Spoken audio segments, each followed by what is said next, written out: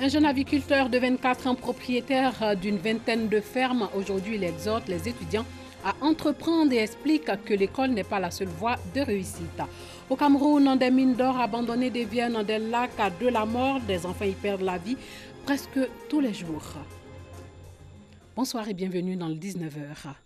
Il a commencé avec 60 000 francs CFA seulement. Aujourd'hui, il est à la tête de plusieurs fermes à 24 ans. Aziz, jeune aviculteur, en a vu des vertes et des pas mûres, mais il n'a pas baissé les bras pour autant. Il voulait réussir et il a réussi à force de travail. Aziz explique son parcours atypique à Noussangaré et à Dangui Dangui. Chef d'une entreprise de volailles, à 24 ans, Aziz est le plus jeune entrepreneur de Côte d'Ivoire. J'ai eu comme ça l'idée d'entrer dans le secteur avicole par un reportage sur la chaîne de télévision ivoirienne RTI qui disait que la Côte d'Ivoire continuait d'importer énormément de volailles et que la production nationale est restée insuffisante. Alors je me suis dit pourquoi pas entrer dans ce domaine-là. Alors qu'il n'est qu'un jeune bachelier, c'est en 2015 que Aziz démarre son projet sans moyens véritables. Ça a été très difficile à cause de l'entourage, de l'environnement. Mais toi, tu as eu le bac, c'est poulet tu veux faire.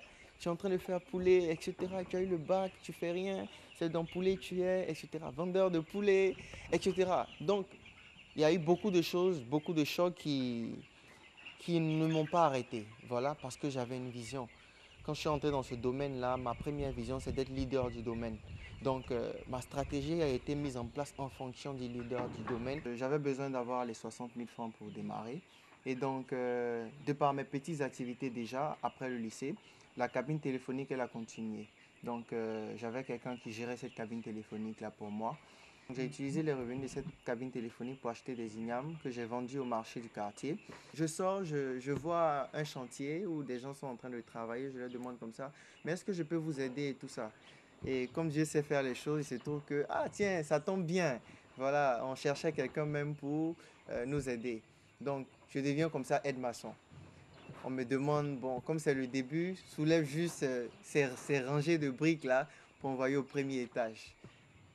Franchement, c'était très difficile, d'accord, pour quelqu'un qui n'était pas habitué. Après l'obtention de la somme de 60 000 francs CFA pour le démarrage de son projet, le jeune Aziz se lance dans l'aviculture sans une formation préalable. Je ne connaissais rien à l'élevage. Donc, je n'avais pas aussi le temps d'aller apprendre l'élevage à l'école. Donc, comment est-ce que je fais? Je prends déjà les premières informations. Je me dis que j'aurais besoin des personnes qui ont déjà fait l'école d'élevage. Donc, je vais vers ces personnes-là. Je prends des informations. Parti de rien pour se faire une place au soleil, c'est possible. Et le parcours d'Aziz en est un témoignage. Aujourd'hui, ce jeune entrepreneur est gestionnaire de plusieurs fermes et emploie une dizaine de personnes de façon permanente. Aujourd'hui, il faut dire que l'effectif permanent de Volaille d'Or, il est de 15 personnes. Voilà, on a également des contractuels. Voilà, aussi, il faut dire que nous faisons la gestion de ferme. Voilà, donc ici, c'est, disons, la ferme principale. D'accord. À part ça, il y a 5 autres fermes qui sont gérées par l'entreprise. Voilà, notamment à Niamey, à Bassam et tout. Et aussi à Benjerville, ici même. Voilà, qu'on approvisionne, nous approvisionne régulièrement pour pouvoir faire la distribution. De façon globale, on écoule autour de 4 à 5 000 poulets par mois. Dans sa politique de se rapprocher des populations, Aziz décide de créer des points de distribution dans un marché où il y a déjà 2 grands distributeurs. Ici, c'est un point de distribution, un point qui a pour objectif déjà de changer les habitudes des gens, de déplacer le marché en ville. Ce qui nous a motivé déjà, c'est le fait que les Ivoiriens consomment beaucoup de produits, voilà, des produits frais. Et pour avoir ces produits frais, ils sont obligés d'aller dans des marchés qui sont, un, éloignés, deux, ils n'ont pas la garantie au niveau du poids de leurs produits, trois, ils ne connaissent pas la provenance de leurs produits. Ici, on a une différence, c'est que les poulets passent de la ferme directement aux assiettes du client. Donc, on produit, on a un suivi qui est clair, on envoie les produits ici, vivants. D'accord? Et à partir de là, le client lambda, il passe sa commande, il soit se fait livrer par le magasin, soit vient au magasin directement pour commander son produit. La différence, c'est que les produits ici, ils sont frais, abattus sur place et emballés. Mais pour en arriver là, que de chemin parcouru. Je démarre avec 50 poussins. Tout se passe bien. Au 21e jour, je ne sais pas, la cage s'est ouverte en plein milieu de la nuit. Boum, les poussins sortent. Le chien tue plus de la moitié. Le premier coup dur. Je me suis assis, j'ai réuni les poussins morts et pendant 2 heures de temps, c'est-à-dire j'étais au bout, j'avais les larmes aux yeux en fait. J'étais désespéré. Et là, mon père qui me dit, pense ça comme une expérience. Voilà, demain, tu prendras toutes les précautions pour ne pas que cela arrive. Coach en motivation, ce jeune homme de 24 ans anime aujourd'hui des conférences dans les universités et grandes écoles ivoiriennes. À force d'apprendre, j'ai commencé maintenant à partager.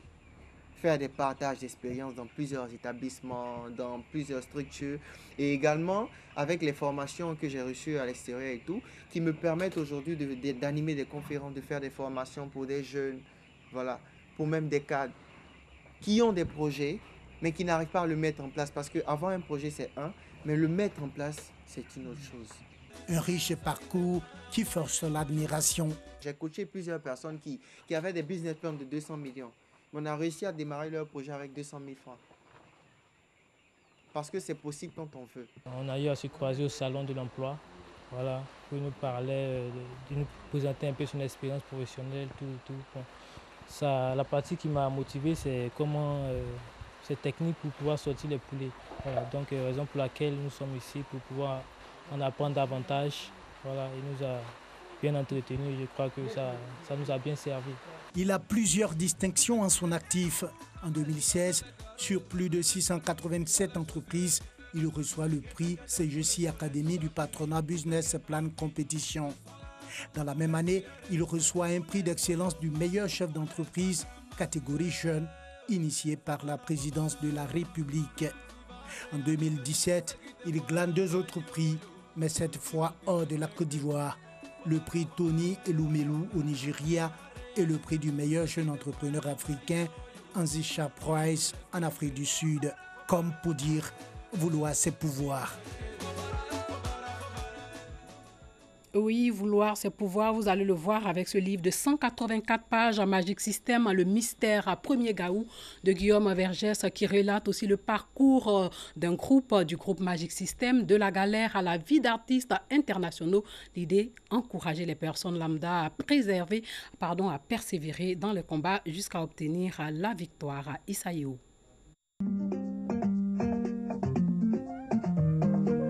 L'histoire pathétique et passionnante du groupe Magic System dans un livre. C'est désormais chose faite. Magic System, le mystère Premier Gaou, retrace tous les grands moments de la vie des 4 garçons d'Anoumambo.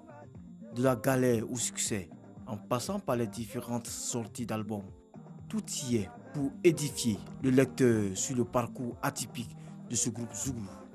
C'est un message d'espoir tout simplement pour dire il faut garder le sourire, comme on le dit dans le texte de 4e de couverture, garder le sourire, ne jamais abdiquer, croire en soi, avoir une vision et se dire on peut y arriver. Et c'est ce que Magic System démontre à travers son parcours. Le groupe Magic System, à force de travail et d'abnégation, est aujourd'hui sur le toit du monde. Le livre n'est que juste récompense pour une aventure musicale difficile, mais palpitante. La sortie de ce livre est comme un testament à tous nos fans. Ce livre, ce n'est pas seulement même une thérapie, mais pour toute personne qui perd espoir, rien que les 10 premières pages de ce livre, ça vous redonne tout de suite l'envie de reprendre goût à la vie. Parce que toutes les péripéties du groupe ont été racontées dans ce livre, Le mystère Premier Gaou. Ce livre de 184 pages subdivisé en 11 chapitres a été dédicacé en marge de la 11e édition du Festival de musique urbaine d'Anoumambo, FEMUA, par le groupe Amarkori en présence de nombreuses femmes. Parlons sécurité routière à présent. La route fait de nombreuses victimes. La route accusée bien souvent à tort, car lorsque la route est en bon état, ce sont plutôt les usagers de la route qui sont la cause des accidents de la circulation. Aujourd'hui, nous nous intéresserons aux accidents causés par les motocyclistes, des accidents qui coûtent la vie à une centaine de personnes chaque année en Côte d'Ivoire. La mutuelle des motocyclistes de Côte d'Ivoire veut redresser la barre par la sensibilisation des motocyclistes à la sécurité routière. Les accidents de moto tuent plusieurs centaines de personnes chaque année, selon les autorités. En cause, le non-respect des règles de sécurité routière, la prolifération des motos et l'excès de vitesse. Face à l'ampleur du phénomène, la mutuelle des motocyclistes de Côte d'Ivoire a pris le taureau par les cornes en misant sur la sensibilisation des motocyclistes. Nous avons constaté que dans le milieu de la moto, il n'y a pas une structure qui indexe le milieu de moto. Car une société sans sensibilisation, je pense qu'on ne peut pas atteindre le changement de mentalité. Donc voilà pourquoi notre mission est aller vers cette moto. Joignant l'acte à la parole, les membres de cette mutuelle sont allés sur le terrain à la rencontre des motocyclistes, notamment ceux de la commune de Port-Boué. Ceux-ci ont bien accueilli leur vision. Nous sommes très satisfaits parce que vu le nombre d'accidents sur la route, il est important qu'une structure prenne ce genre d'initiative. Que la moto, c'est un engin, quand il n'est pas utilisé de façon modérée, ça crée des dégâts énormes. Saisissant l'occasion de cette campagne de sensibilisation, la mutuelle des motocyclistes de Côte d'Ivoire leur a demandé d'avoir le permis de conduire, un casque de protection et de respecter les limitations de vitesse. Cette croisade contre les accidents de moto se poursuivra à l'intérieur du pays jusqu'en 2019. Hors de chez nous, plus de 30 civils Touaregs ont été tués par des djihadistes présumés dans le nord-est du Mali à la frontière avec le Niger. Cette nouvelle tuerie, après une attaque similaire dans la même région jeudi dernier, porte à plus de 40 le nombre de Touaregs de la communauté Idaka Saak tués en 24 heures. À Longa, Mali, petit village de l'est du Cameroun, une centaine de trous remplis d'eau parsèment les alentours du village d'anciennes mines d'or abandonnées devenues des lacs de la mort et qui ont entraîné une catastrophe écologique. Des mines d'or abandonnées devenues des lacs de la mort dans le village de Longanali. Plus d'une centaine de trous d'eau parsèment les alentours. Votre enfant peut sortir le matin pour aller au champ. Et s'il ne revient pas à 20 h, ça veut dire qu'il est tombé dans un trou qui a conservé l'eau. Il est tombé là-dedans parce que le trou a été exploité et non fermé. Ça crée donc des problèmes. Chaque semaine, ce sont des pertes d'enfants.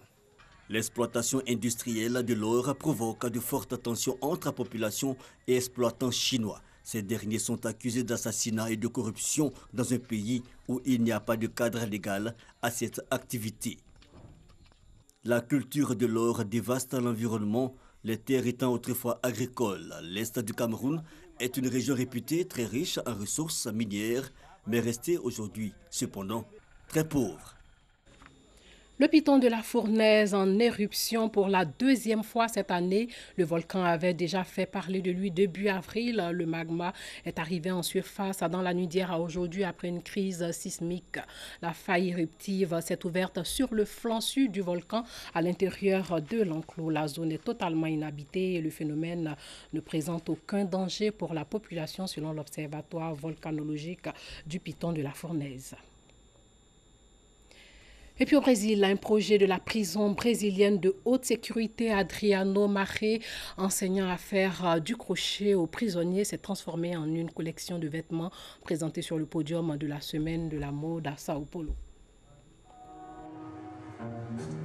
Des prisonniers créent des vêtements pour la semaine de la mode à Sao Paulo. Tout a été confectionné dans la prison d'Adrien Maré dans le cadre d'un programme de réinsertion. Ici, la couture est un moyen pour ces prisonniers de renouer les fils de leur vie. Dans mon cas, j'étais très nerveux, très stressé. Mais aujourd'hui, patience totale. Dieu merci, une vie différente, une pensée différente grâce à tout ça. C'est une thérapie que vous faites pour vous-même, afin que vous puissiez sortir d'ici et faire quelque chose de beaucoup plus étonnant que vous ne l'imaginez. Ce programme d'apprentissage a été lancé il y a 2 ans par le styliste Gustavo Silvestre. Il vient 2 fois par semaine et a déjà formé plus de 120 prisonniers. Je suis venu donner ces cours et ça m'a captivé. Tu vois, je suis plus impliqué. J'ai vu le potentiel. La chose qui me fait revenir ici chaque semaine, c'est de voir qu'ils ont produit pendant la semaine. Chaque semaine, je reviens et ils me surprennent avec de belles choses très bien faites. Les vêtements confectionnés par les prisonniers n'embellissent pas seulement les mannequins, ils portent aussi l'espoir d'une vie meilleure à leur sortie de prison. Sachez que le lundi 30 avril 2018 est un jour ouvrable sur toute l'étendue du territoire. Le mardi 1er mai 2018, jour de la fête du travail, jour férié, chômé et payé. Voilà, c'est tout pour ce soir. Merci de nous avoir suivis. Surtout, portez-vous bien.